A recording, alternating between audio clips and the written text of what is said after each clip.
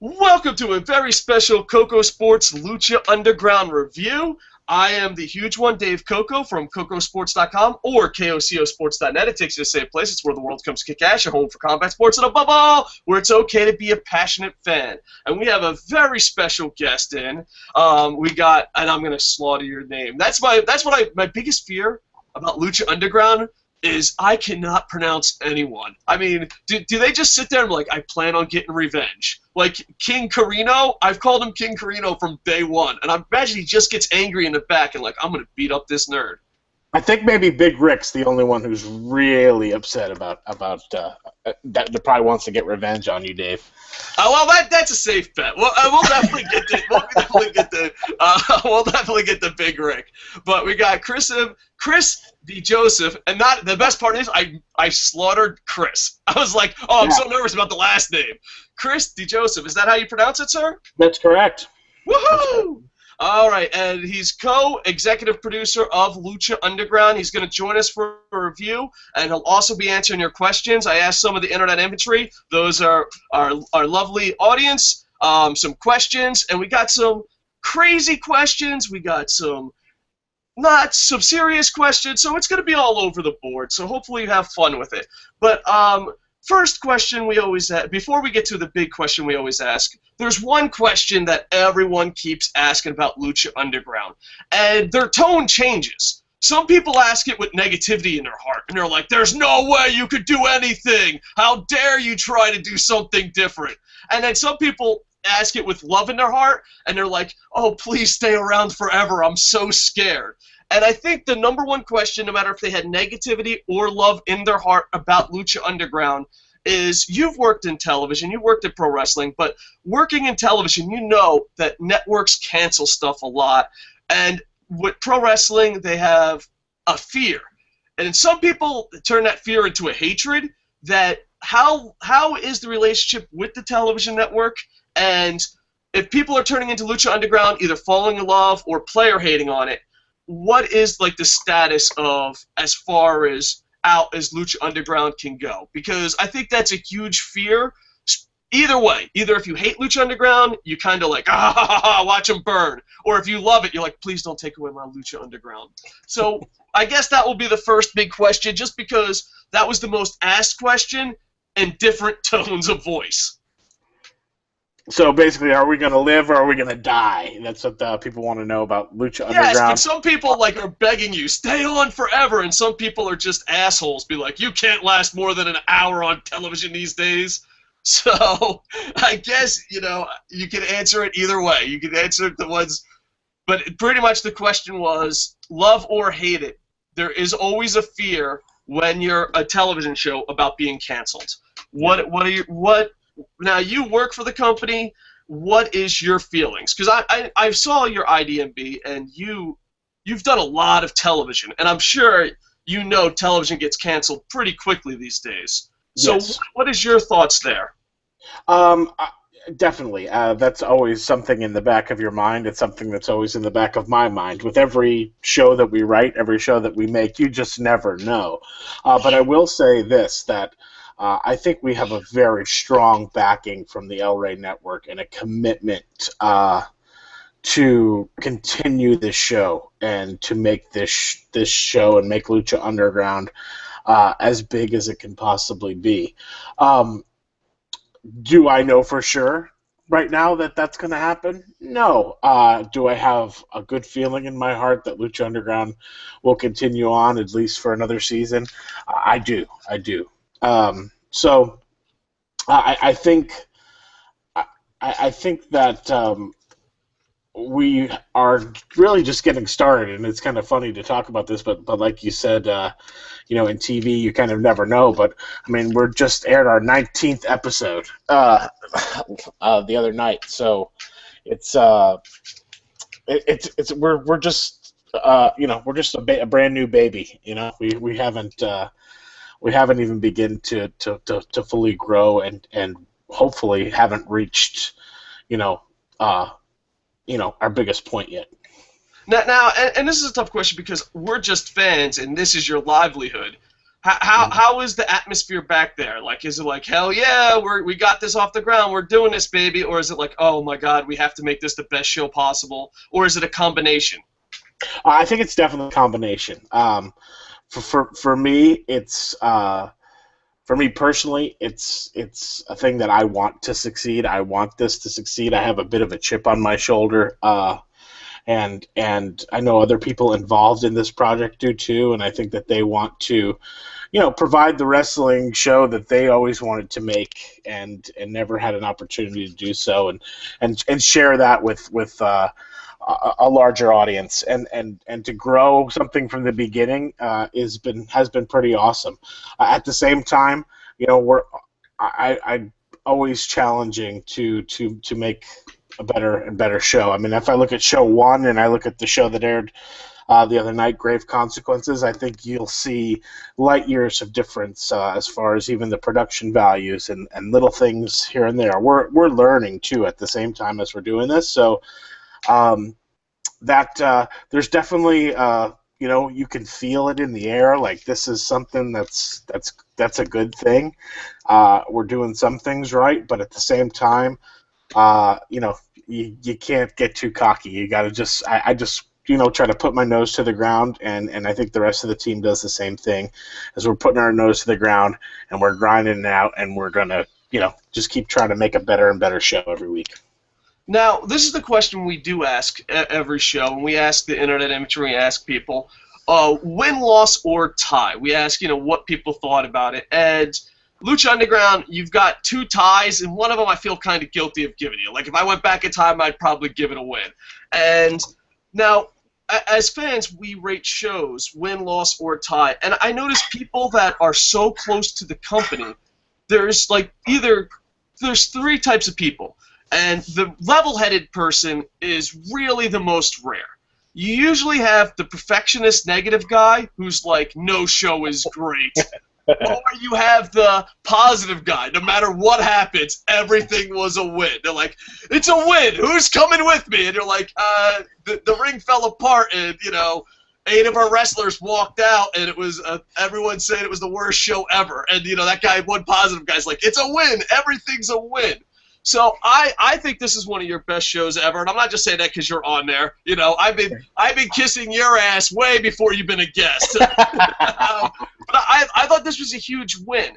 But I want to find out, down in the comments, put win, loss, or tie for our audience, as we always do. What did you think, win, loss, or tie, and what type of personality do you have? Do you have the everything's a loss, we can always improve it? Do you have positive PD, everything's a win, and if you say different, you're off by top 8 on MySpace? What is your attitude in the back? Are you more negative perfectionist? Are you more everything's a win, and if you tell me different, we're not friends? Or are you more level-headed, being like, okay, this is a weak show, this was a good show? What is your thoughts on win, loss, or tie, and how do you grade your own stuff? I'd probably say I'm kind of in the middle there. I can be my own worst critic when it comes to the show sometimes and things like that. But other times you just know sometimes when something is good and you hit one out of the park. There's other times when you swung and had a big whiff, and to me, when I was watching the Grave Consequences match, you just knew like what you were seeing was awesome, and to me, I think everybody backstage and everybody there felt like we had a winner with that one. Yeah, and we'll break it down. I thought it was absolutely amazing. I really did enjoy it, and not all that, but let's just break it down. All right, so we'll go from match to match, and it'll be a little different of a review because we have someone that actually works for Lucha Underground reviewing his own product, but we'll try. Let me have it. No problem. So we have the best of 5 series, Aerostar versus Drago, and this could be a best of 105. I love both these athletes. Going into it, it was currently tied 1-1. Aerostar does win via pinfall, springboard splash. I enjoyed this match a lot. I imagine, and for the record, I am not part of Lucha Underground. He is, and for the record, I do not read spoilers. So you might know, like, hey, asshole, give it a week or two. You know what I mean? But when it comes to these guys, I absolutely love them in the ring. I could see a best of 105. Like, when the owner came out and said, oh, it's a best of 5, I was like, that's not enough. Give me a best of 105. I'm hoping that in time that they get more and more time in the ring, but for the time that they have in the ring, I just found it to be amazing. It's when Aerostar and Drago comes in, and I like this style of pro wrestling. I do. It reminds me of Dragon Gate. It reminds me of the best of the cruisers in X Division. When I think lucha wrestling, I think this style of wrestling, and I enjoy it a lot. I just wish they had more time. And then here comes a question. We'll sneak in some questions while we do the review. I'm not a lucha expert. Like, my lucha-ness goes as far as, oh my god, that's so awesome on YouTube, I wish I knew more. That's like at the level I am as far as lucha. But to me, I live in Japan, and we follow it on YouTube and the internet. Dana White, Vince, don't come after me. But the thing is, I thought Aerostar coming in should have been a bigger deal. Basically, awesome match. But I hope they get more time. Hope this feud never ends. Maybe the surprise is, no, it's real. Do a Bill and Ted's. The owner comes out and be like, no, it's really a best of 9. No, it's really a best of 13.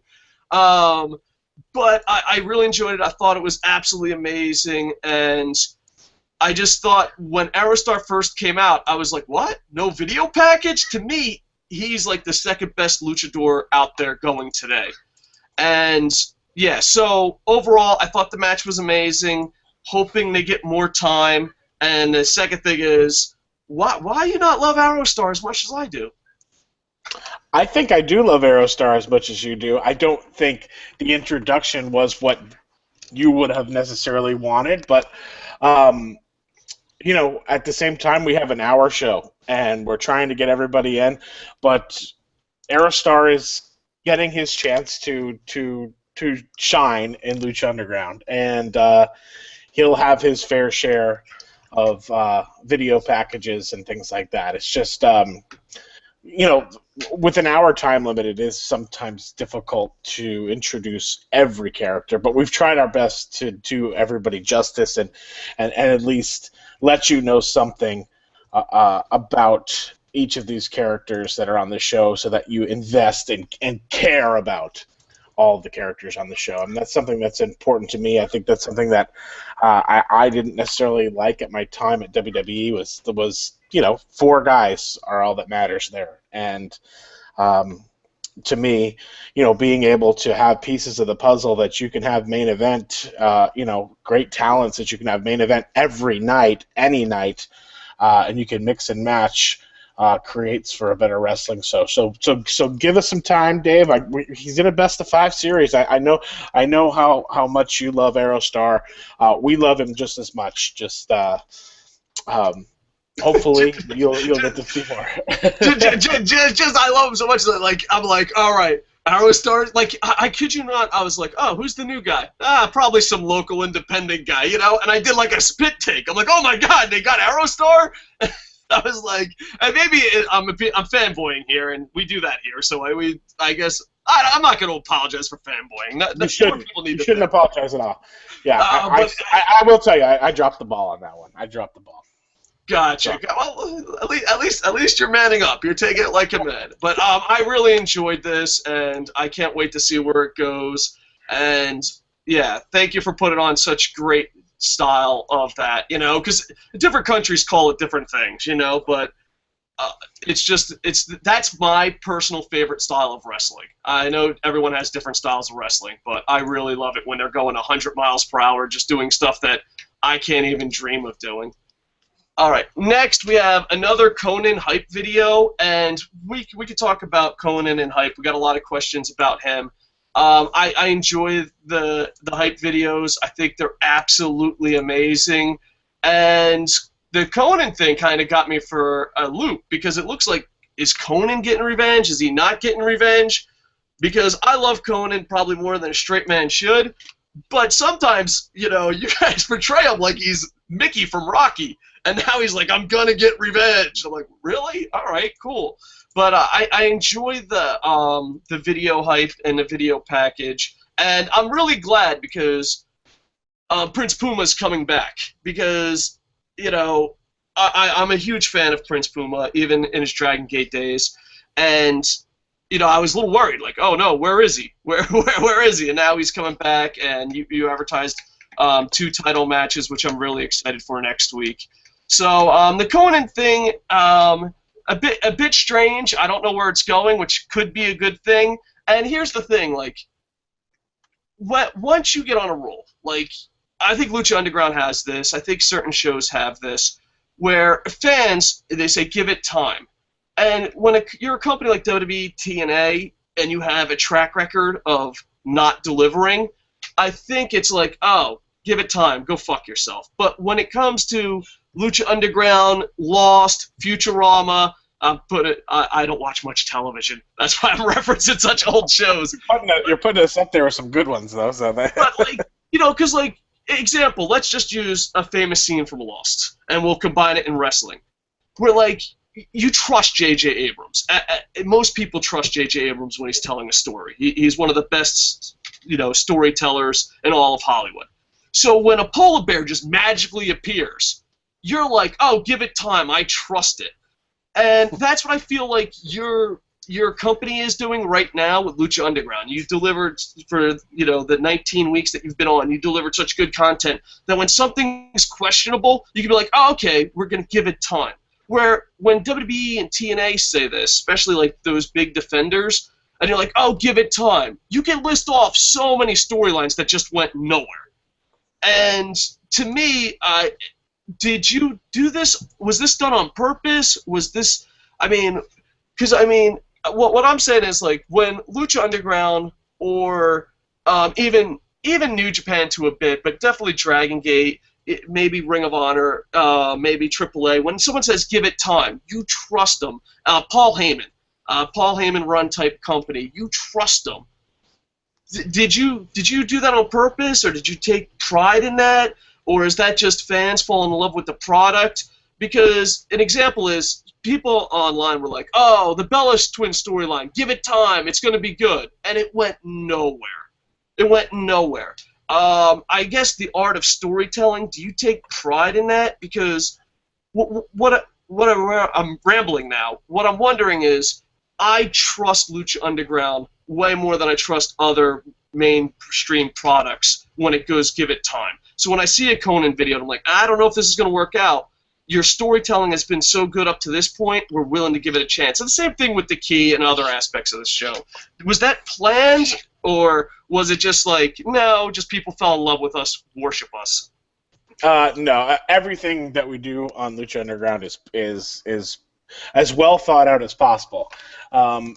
Granted, sometimes I think things slip through the cracks. So I don't want to say that we always can plan everything completely perfect, because I think you can poke a hole in anything that you watch on television. But we take pride in trying to have storylines, create intrigue, create questions, cliffhangers, excitement, and then give you a payoff eventually. Now, whether you like the payoff, we'll come to see. But we try our best to design shows with great storytelling, and to me, that's what makes an awesome wrestling show. I really believe. I learned a lot of the things that I learned about, especially telling stories in the ring from the WWE. Believe it or not, sometimes people look at me like I have 10 heads when I say that, but it's just sometimes things there just don't get executed that way. There's just there is just the chain of command and the amount of people's influence and input in it, I think sometimes creates more problems for them than solutions. And the key word that you used, I just want to, is payoff. Like, I honestly think we're at a stage now, especially American professional wrestling, I would rather have a shitty payoff than just the storyline being dropped. Because it just seems like, even if you're, an internet fan, a smart fan, a smart IWC, whatever you want to label that fake terrorist group, even if you are that, let's say you have no access to internet, you live in a cave, and you only watch a show. If you don't even know who Dave Meltzer is or anything online, if you don't finish off storylines, just people start losing faith in it. Like, I would rather have a payoff that is unsatisfying than just completely dropped altogether.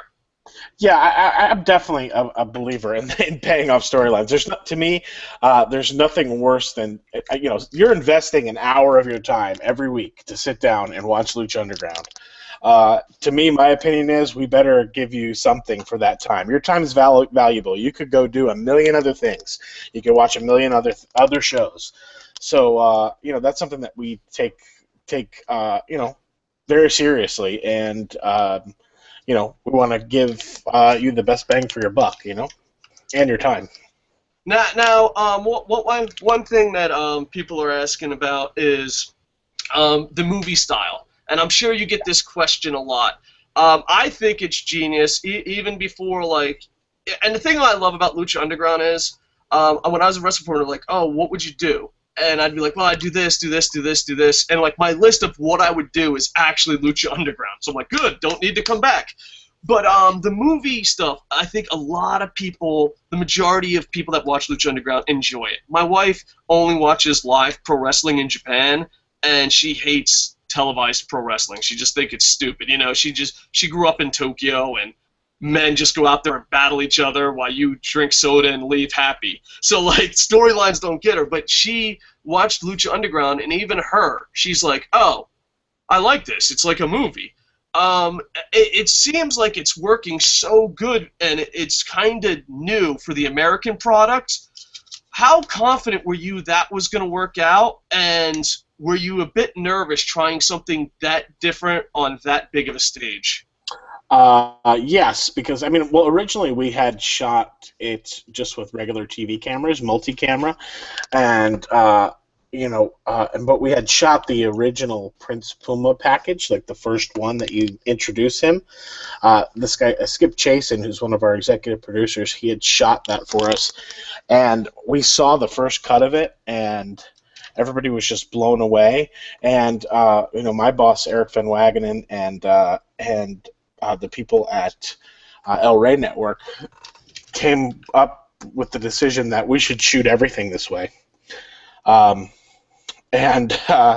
then we got to see those same scenes that we had shot just on video, and then shot them that way with Skip directing and the camera work that he'd done, and it turned out to be beautiful, and it was just something so different. Sure, I figured it would take a lot of getting used to for the wrestling fans, because especially American fans who are used to watching the WWE, where Triple H and Stephanie are having a conversation, but they're both standing shoulder to shoulder.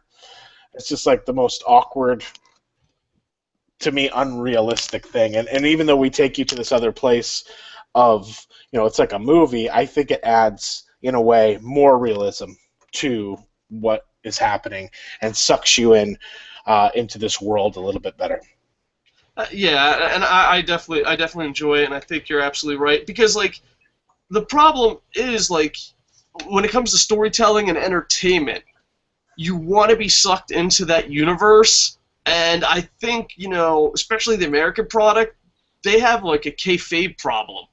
Where, if you know behind the scenes, you're a fucking idiot. But if we're on TV talking about behind the scenes, wink, wink, nudge, nudge, look at us, we're cool. And I think it should be the opposite way around. When you're on camera, that's when you should drop the kayfabe. That's when you should do kayfabe. It's weird, because it seems like they put in way more effort to kayfabe a radio interview than their actual show. That's true. That's true. All right. Next. Oh man, if Big Rick ever comes to Tokyo, I am in trouble. Yeah, you're a dead man. I have thrown Big Rick under the bus, but even though I have had a time, this is a story, not true. Sometimes you forget that people don't understand sarcasm. Even though I have had a time machine and went back and yelled at baby Big Rick, because when he was a toddler, he could kick my ass. He doesn't remember that, though, because he was a baby, I'm sure. Yeah, of course. Thank goodness. Don't tell him.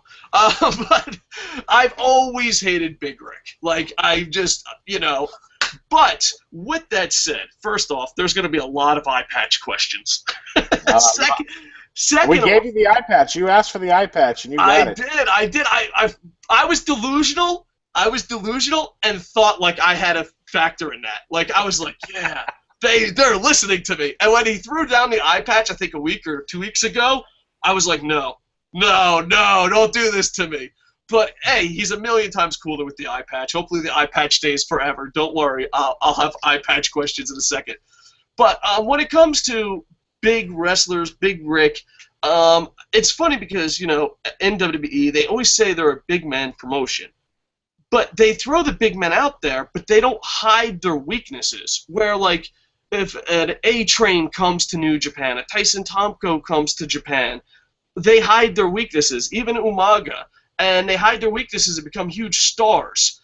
And I think, even though I'm not a big fan of Big Rick, I'm willing to play nice a little bit, but I got to draw the line somewhere. Okay. I think you guys do a great job at hiding his weaknesses. I've never thought I would root for Big Rick. I never thought I would cheer for Big Rick. I never thought I would give a shit about Big Rick. And you did a great job hiding his weaknesses. To me, I just think that should be done more often. Like, I think Bobby Lashley in TNA is a million times better than Bobby Lashley in WWE. I think, Giant Bernard, A-Train, a million times better in New Japan. So it's one of those things. I find it weird that WWE loves the big guys, but just exposes all their weaknesses. Did you go out of your way to protect Big Rick? Oh, Big Rick is going to punch me right in the fucking face. But did you go out of your way to protect Big Rick? Or is it just WWE, the land of giants, don't know how to use giants correctly? I think it might be a little bit of both. I mean, Rick pretty much, I think Rick knows what his limitations are and what makes him special. I mean, he's a special-looking dude. I mean, the dude is massive. He's intimidating.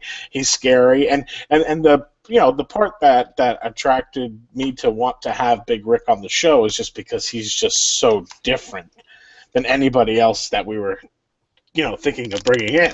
And so you stick him in the middle there, and you've got your big, giant, muscular, scary man out there, and it just adds a different dynamic. To have a big power guy in there that can just do devastating things. So, oh shoot, someone's trying to call me. Oh, if it's Big Rick, just ignore it. No, it's not. But for the most part, I think that sometimes, I don't want to make this about what the WWE does wrong and things like that. I understand. Well, but just focus on what you're doing right with Big Rick then. Yeah, I mean, I think we try to put him in the best possible situation. Have we done that every time? No, I don't think so. But we try, and Rick's an amazing athlete. He's a strong dude, and he's a great talent and fun to be around. So we try our best to do that, but we try to plan the right spots to use them and how to use them correctly if we can. And it's a 3-on-1 handicap match. I'm not a big fan of handicap matches, but you had two great matches in between, and I thought it told a great story. I enjoyed it a lot. By the way, I just have to say, Sexy Star. I have a 13-year-old daughter who does judo, and she's pretty good at judo. She has the big giant caboose from her daddy, and that helps in judo. But I don't let her watch American products because, as a father, it's so funny because, the American products are like, oh, we're for kids and families. And I don't let my daughter watch the American product because of the way they display women, even to this day. They're like, well, women look great. I'm like, no, they don't. No, they don't. And Sexy Star was the first non-Japanese female character that I, as a father, let watch, the promo and all that and watch and be entertained. Just because you don't want your daughter to grow up to be a diva. But Sexy Star, like, I think, and I said this before, I'm not just saying this because you're on, you can go back and listen to the show. I think she is the best booked female character in American history. Without a doubt. Like, I turned it on, and I'm like, oh, Sexy Star. And I knew her from YouTube, but knowing someone from YouTube and then hearing a story is two different things. And I turned it on, and I was just like, this is an awesome fucking storyline. I would let my daughter, I would let the kids I take care of, I would let people that I actually care about. Like, I wouldn't even let my daughter or kids I take care of watch this podcast. But when it comes to Sexy Star, I'm like, oh, this is a girl superhero that's not embarrassing. You've done a lot of stuff with the women. Were you scared just because it seems like a lot of wrestling fans like to say they want women's wrestling, and then when you actually give it to them, they kind of shit on it? Were you scared pushing the equality / female storylines on this big of a stage?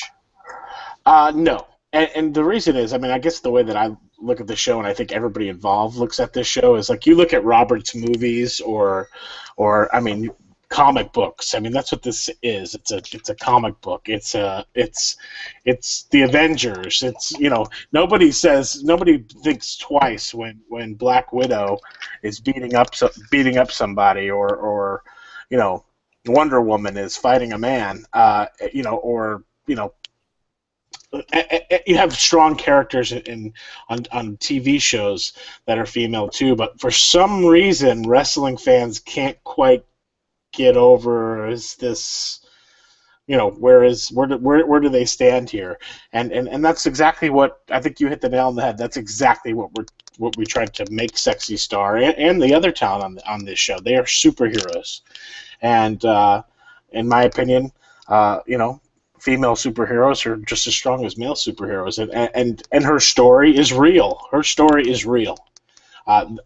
Those things that you heard in that opening video package of her, that's her real life story, and we wanted to utilize that, and she wanted to utilize that, and set an example, and create a hero for young girls and boys.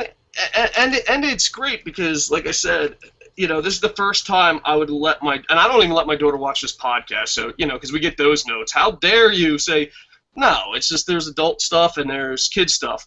But I think this is the first time where I wasn't embarrassed of a female character on American television. Just because in Japan, they're seen as athletes. You know what I mean?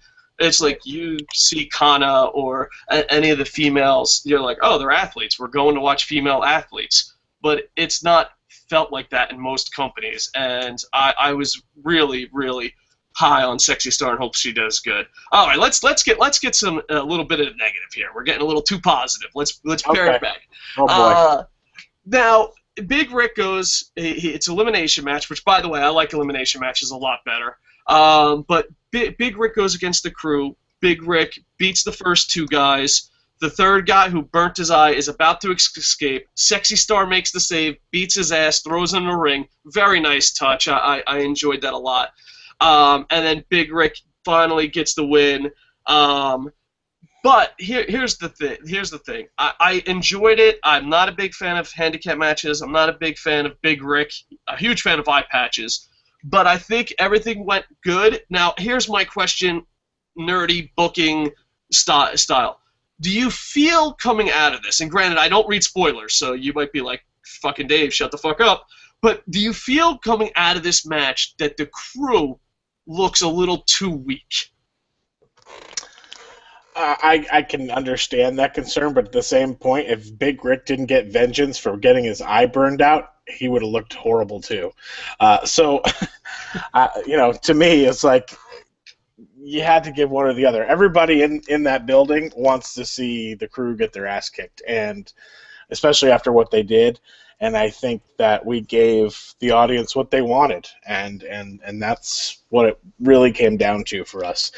The Crew will be back. The Crew will be getting their hands dirty, and they'll be part of more storylines to come. But I mean, there are lots of heels on this show, and there's there's lots of baby faces on this show, and there's a lot of people to serve. So, to us, we thought that was the best way to go.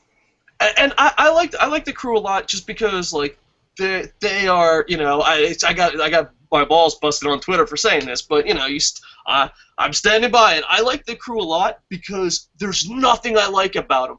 They are like the old school heels. Like when I see the crew, I'm like, I fucking hate these guys. And usually when I hate someone, I have like a list of reasons why. I'm like, well, in the shopping mall, he fucking tripped a little kid or something. You know what I mean? But like right. The crew, there's no reason I legit hate them except their characters. You just look at the crew and you hate them. I totally agree with you. I show up to work and I'm like, oh my god, I hate these guys. So, all right. Next, we have a promo package for the 2 titles. I was really excited just because, if I don't get enough Prince Puma, I start worrying. Like, if I had you on speed dial, I'd be like, oh, Prince Puma hasn't been on in 2 shows. What's going on? So I'm glad Prince Puma's coming back versus Cage. I find that to be very, as a fan / indie promoter at one time, when he ripped the belt, I was like, oh my god, those things are so expensive.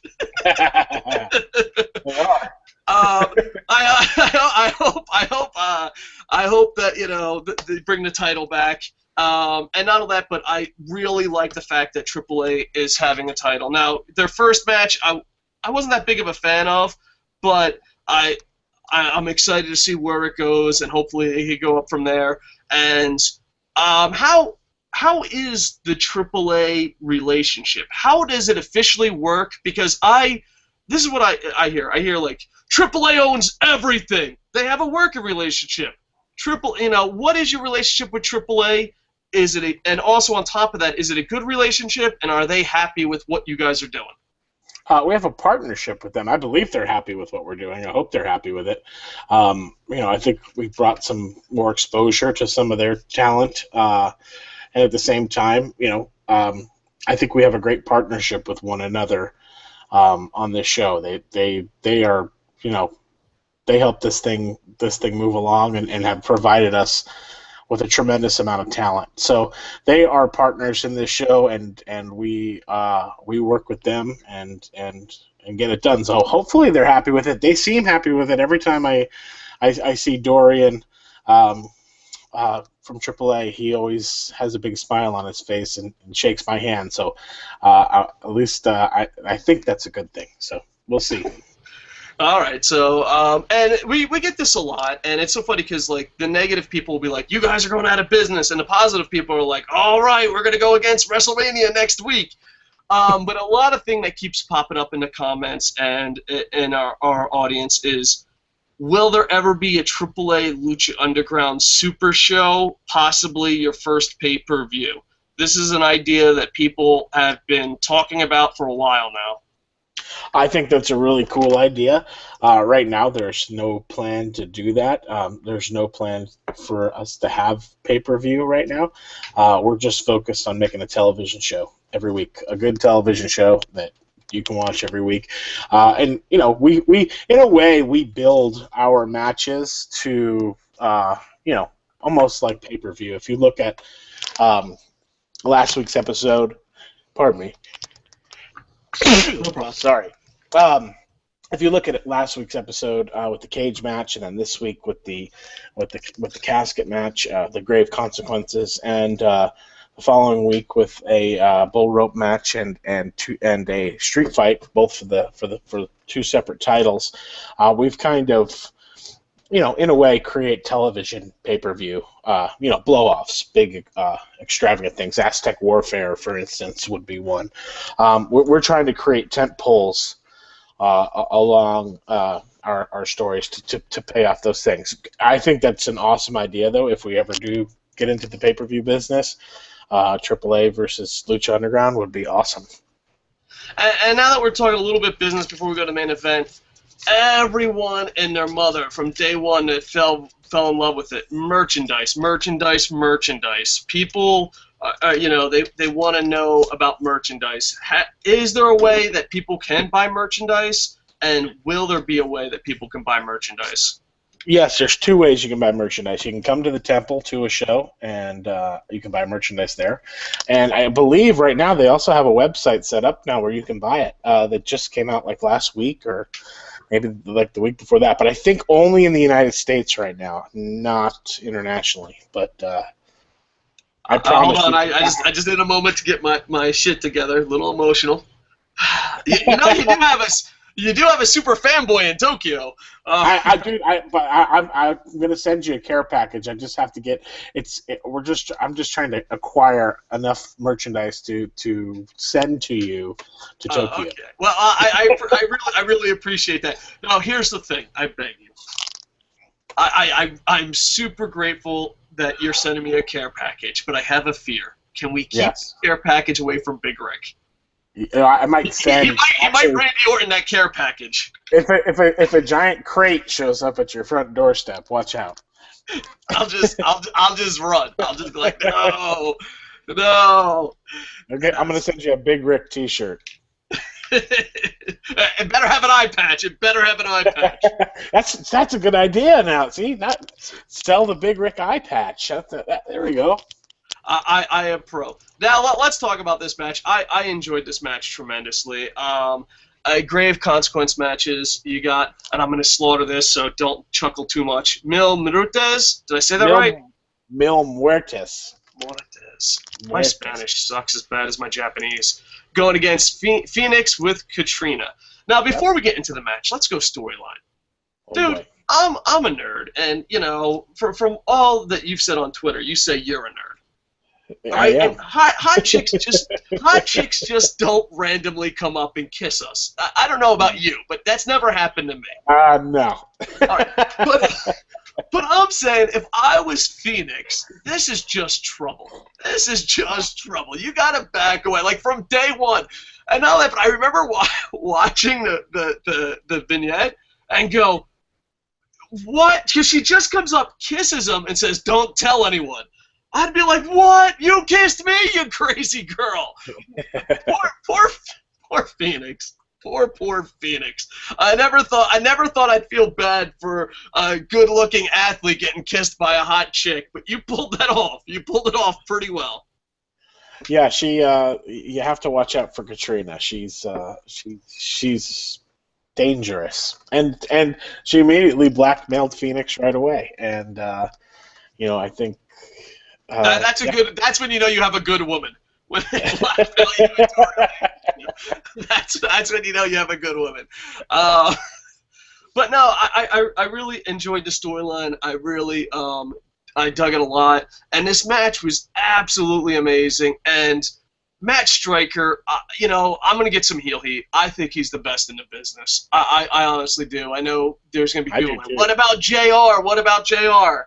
I think Matt Striker is absolutely amazing, and he told a story. And one thing that I like, it's the little details. It's the little details that you care about. I love the fact that while you were brawling through the arena, a lot of companies that record in smaller arenas, smaller buildings, they just act like you can't see it's a small building. They're like, well, they're going through the thousands and thousands of fans, or oh my God. I love the little detail where it's just a small, dirty arena, and you're honest about it. It was just such a huge relief there. But this match, I think it's a must-watch, especially if you like hardcore wrestling, storytelling. I just thought it was amazing, ripping off the mask, biting, blood, just so many spots that were absolutely amazing. And then Vampiro selling, which one is she going with, and Phoenix winning. And the lick on the Rock, and I really love the Man of 1,000 Deaths story. So I just, I'm putting this over like $1 million, but it's hard to like review a match where you're like, hey motherfuckers, just go watch it. It was amazing. But I was shocked. I don't read spoilers. I was shocked that Phoenix won. I was like, there's no way. And not all that, but he won, and it was believable. A lot of times, people are like, oh, this is a huge underdog, and you're like, that shit's just not believable. I thought it was a believable match, took an ass whooping, ripping the match.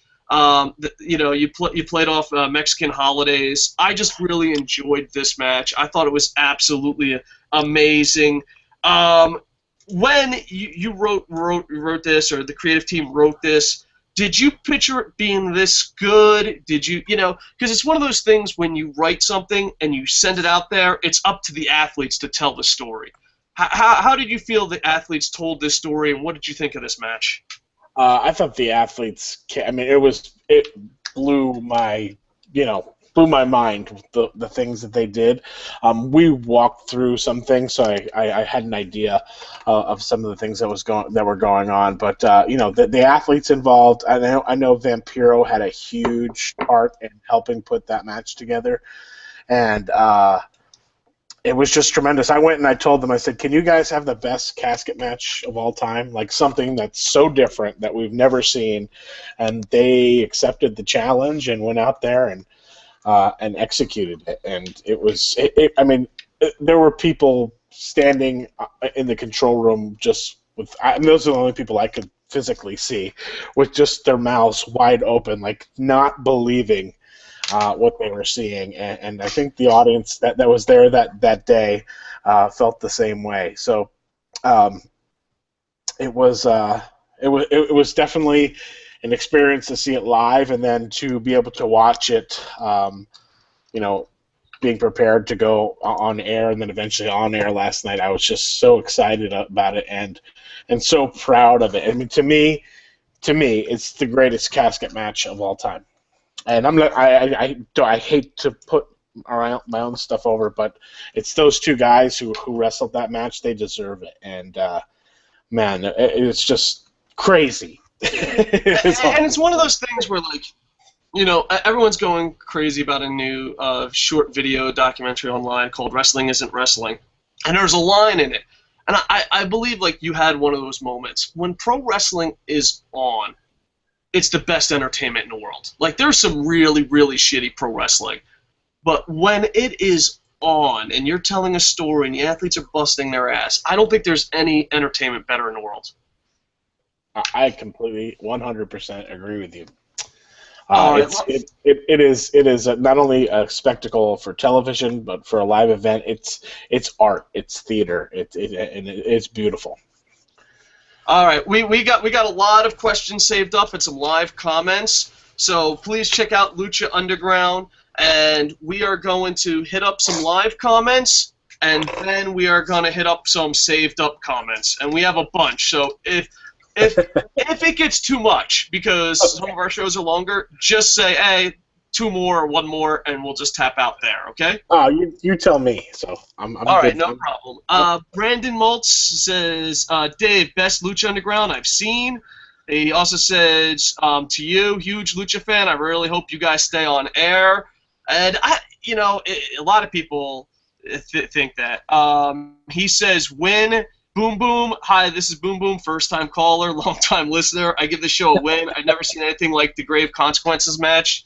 Mil Mirtos partially tearing off Phoenix matches and gouging him open was intense. Yeah, and not a lot, but we didn't give Big Rick enough credit, not to take away from the main event. Big Rick smashing his face, that looked great on television. And it's one of those things where, pro wrestling fans, they want to know if it's real or not.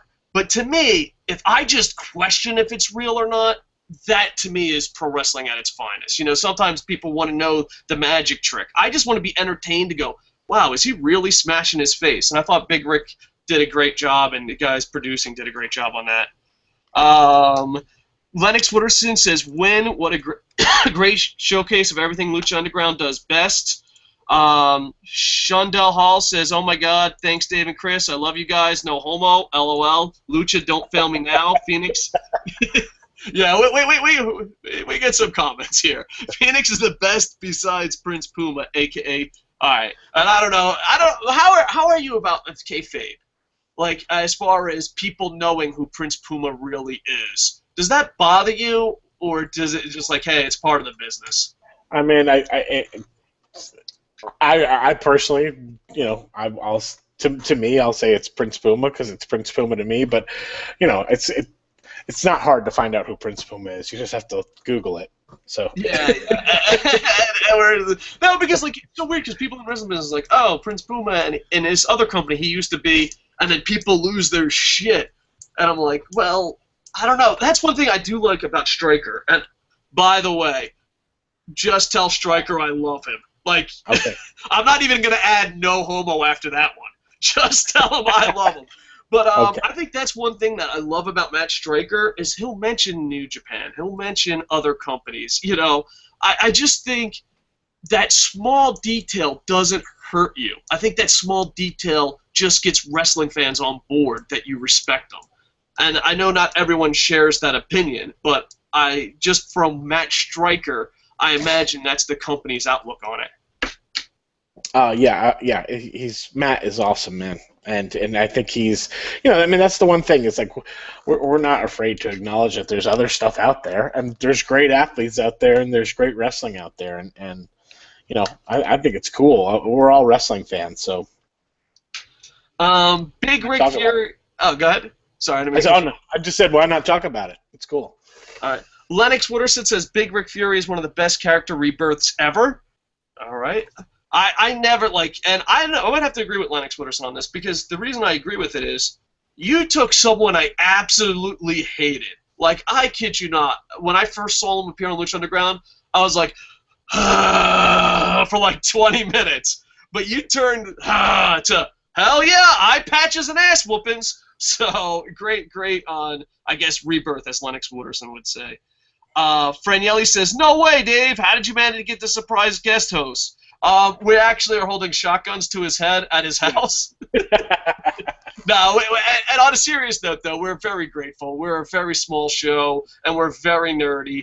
And people like you in the business, making a living and all that, usually don't go out of their way to take part in such small shows. So we really appreciate that.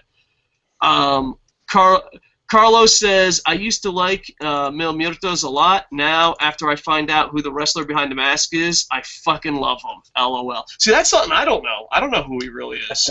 Don't break kayfabe. Don't break kayfabe. I don't want to know. I want to believe.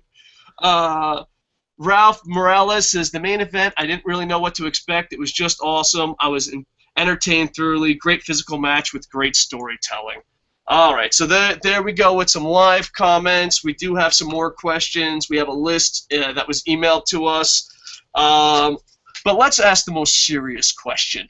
All right? The most serious question.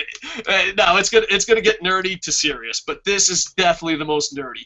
I always ask Mr. Lucha questions randomly. I do open letters. So I figured you're the closest thing to Mr. Lucha, so you can answer some of my questions that I had for Mr. Lucha. I'll sprinkle them in. My questions are ridiculous. Their questions are good, just in case you want to know where their questions come from. Okay.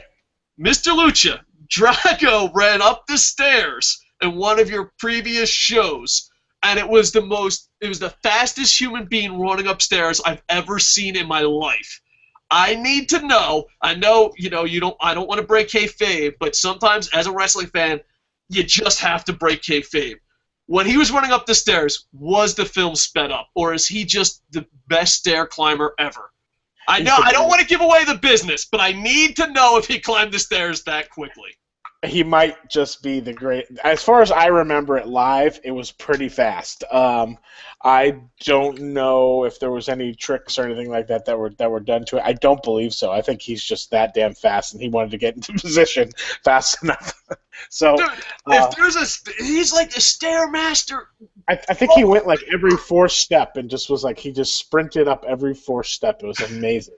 I know this sounds crazy, and it's something like no other show in the world would put over. But I remember he put his opponent on the table, and I'm like, oh, okay, I see what he's going to do. Oh, this is going to take a while, and maybe they'll cut to it. And I was like, whoop! I was like, was that real time? I actually had to rewind it. I was so impressed with his stair climbing skills. I want to live in a world where you didn't fast forward the tape. I just want to live in that universe. And it's just absolutely amazing. If I ever, escape Tokyo and come to a live show, I'm going to be like, can I race you up the stairs? I will not win, But yes, please. We'll have the race. All right, because you got. All right, more serious questions. Oh God. I like that one. How many people do you think are fucking mumbling under their breath? Like, you get a producer on the show, and you ask him about climbing stairs. Dude, that's an awesome question. All right. Now, some of these are internet rumors, and, I just believe going straight to the source. The Everlease match, was it too sexual, and was there a lot of editing to that? That is the word going around on the internet. Is there any truth to that, and what is your take on it? There was some things that probably, were a little not the story that we wanted to tell. Sometimes the things that happen in the ring you can't control 100%. And sometimes, people feel a certain way while doing something and choose to execute certain things in that match a little bit differently than you may have expected. It's trial and error. Things happen like this all the time on any show and every show, and there were some things that we toned down. You watch it back and you're like, oh God, this doesn't necessarily feel like the story that we're trying to tell, and so we should make some changes to it. It happens in every TV show, so yes. Okay. And Everlease has really been a huge star. Just a huge star. She's just, so believable. This is the thing about women characters in pro wrestling, and even television to a point, is that a lot of them don't come off believable. And I think Katrina, Sexy Star, believable in their universe, all right? But Katrina, Sexy Star, and Everlease, I believe, are believable in your universe. Like, a lot of times, especially on the indie level, and screw it, on most levels, you tell a girl you're going to be crazy, or you're going to tell a girl you're going to be tough. And I don't know if it's creative or the way it's shot. It's just so over the top. But in this universe, it really works out, the storylines that you're telling. We got this one a lot. It's I don't know if you even got involved, but Meltzer and Russo got into a little pee-pee contest. Yeah, over Lucha Underground. And Russo, when he had a YouTube, there was some drama there. I don't want to get into it too much because I don't know the details.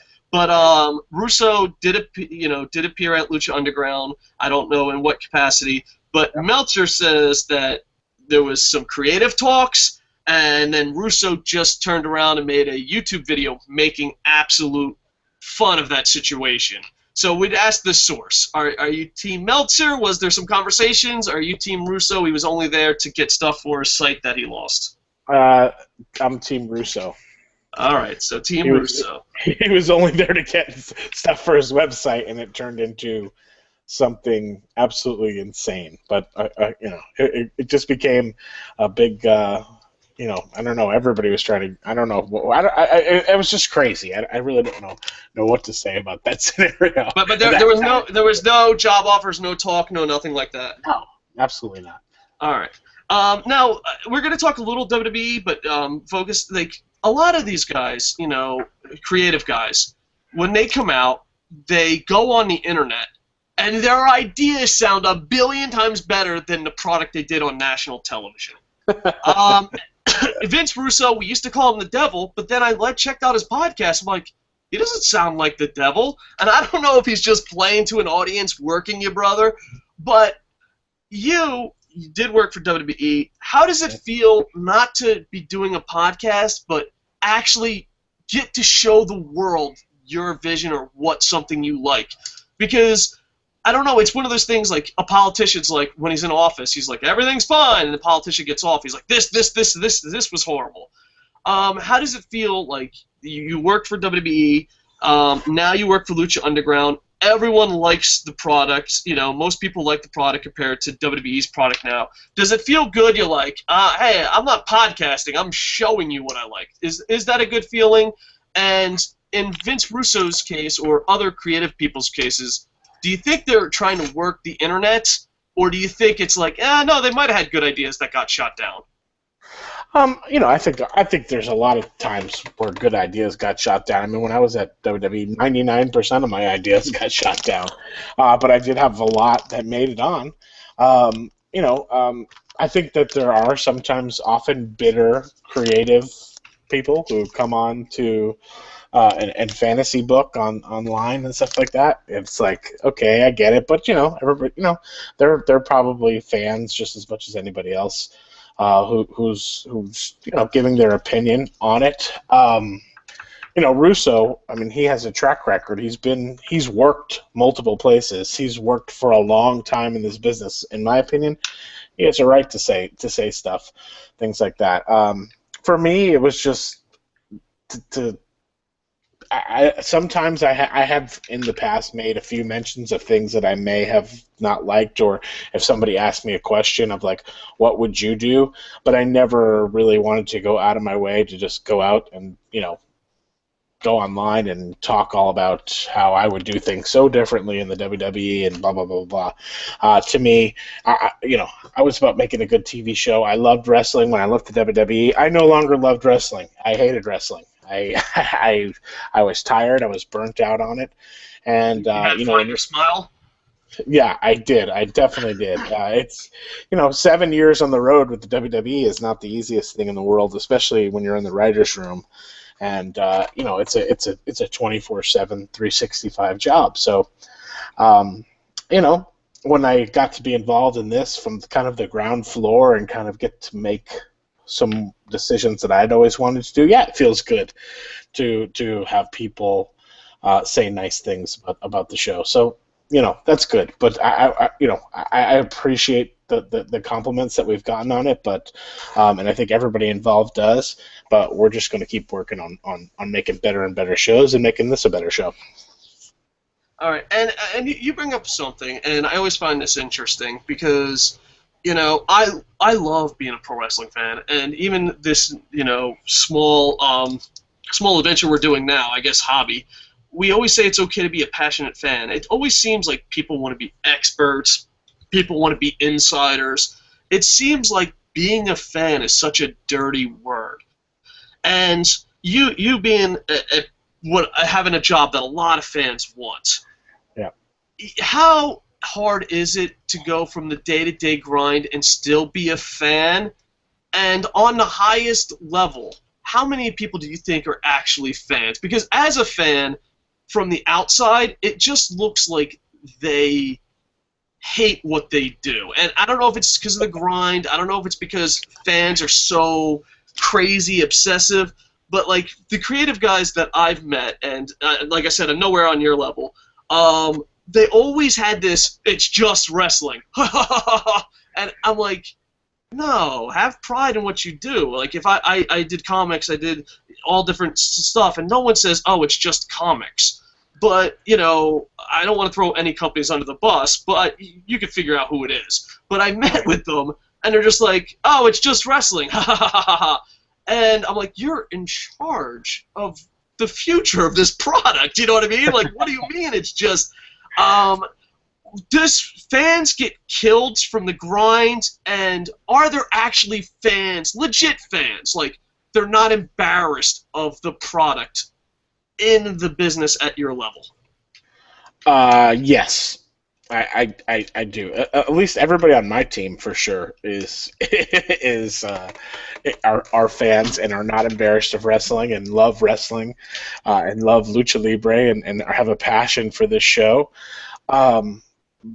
At other places, I'll admit my last probably 2 years at the WWE, I didn't necessarily want to be there, but I still tried. I still went to work every day and gave my best to put the best foot forward that I could. I think there are people that are burnt out. But I think there are also people, at least in the various organizations that I know, people that work on that are very passionate about wrestling and love the wrestling business. I mean, did it burn you when you work with someone and they just hate what they're doing, but it's their career, so they don't go away? Because to me, I think that's the thing that would bother me the most.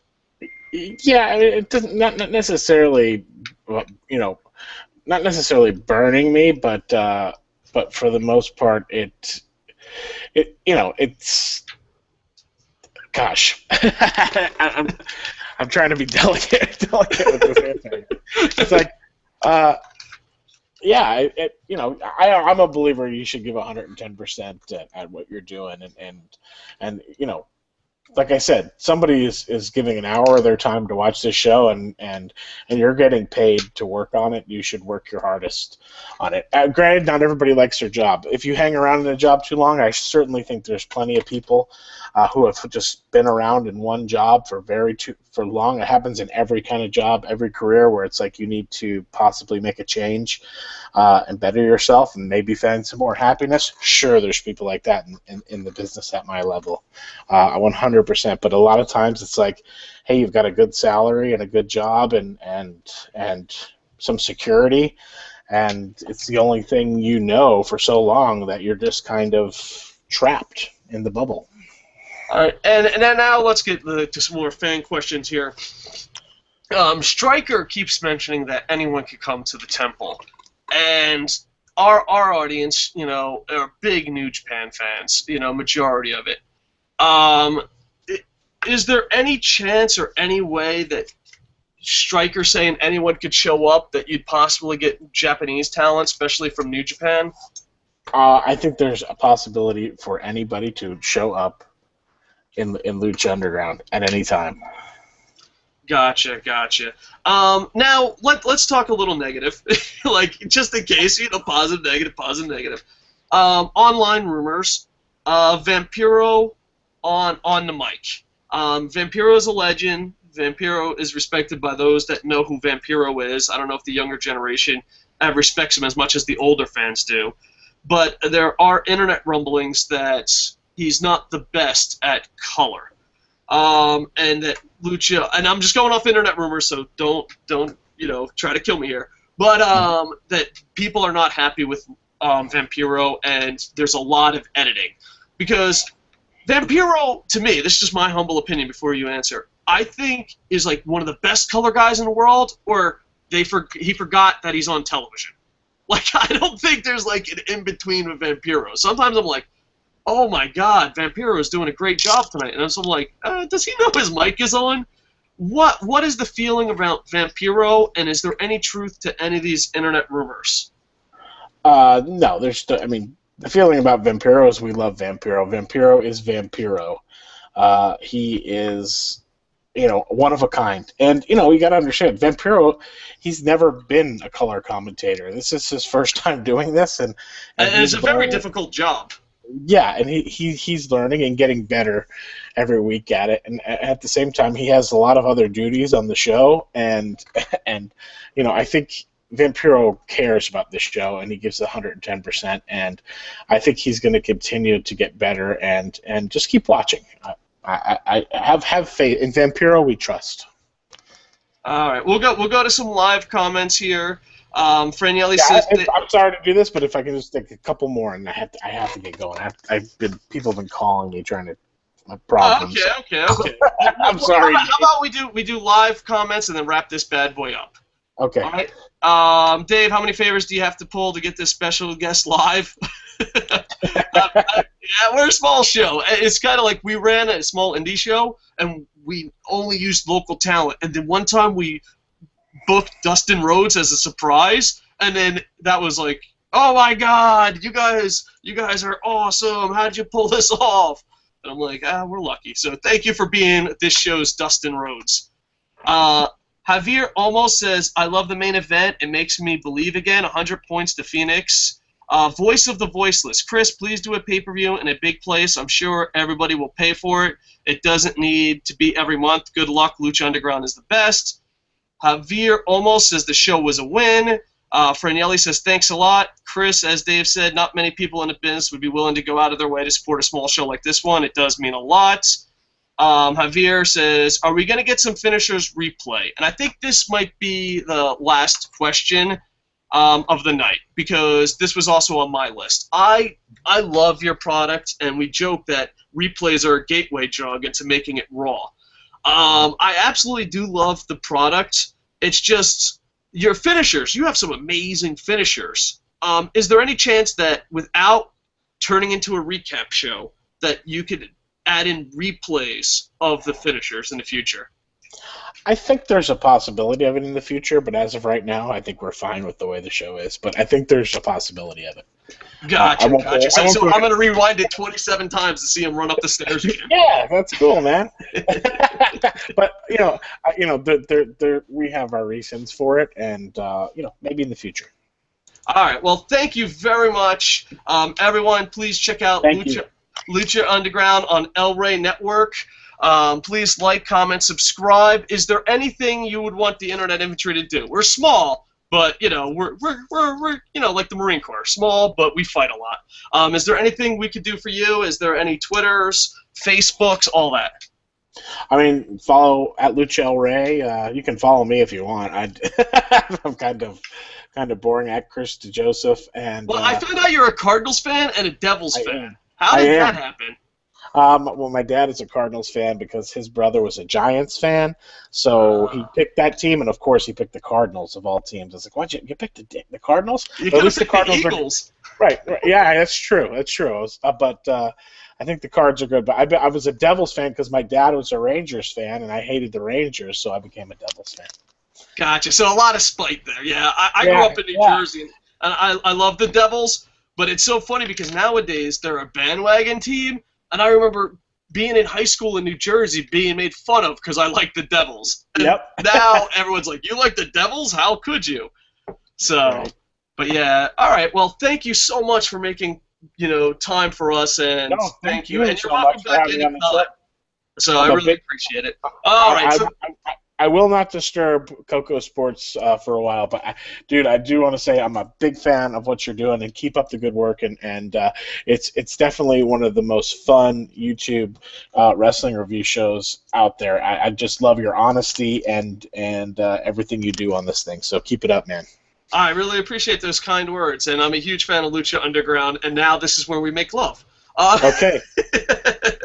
No, please like, comment, subscribe. Please check out Lucha Underground. And the good thing is about Lucha Underground is that I think this is the perfect show to start off. Because a lot of times people are like, oh, do I start with the first one? Do I get right in? I think if you've never checked out Lucha Underground, this is by far a great show just to jump on in. All right, so please like, comment, subscribe. Check out CocoSports.net. Check out Lucha Underground. Thank you so much for making time for us nerds. With that, I am over. Boop, boop, boop, boop, boop.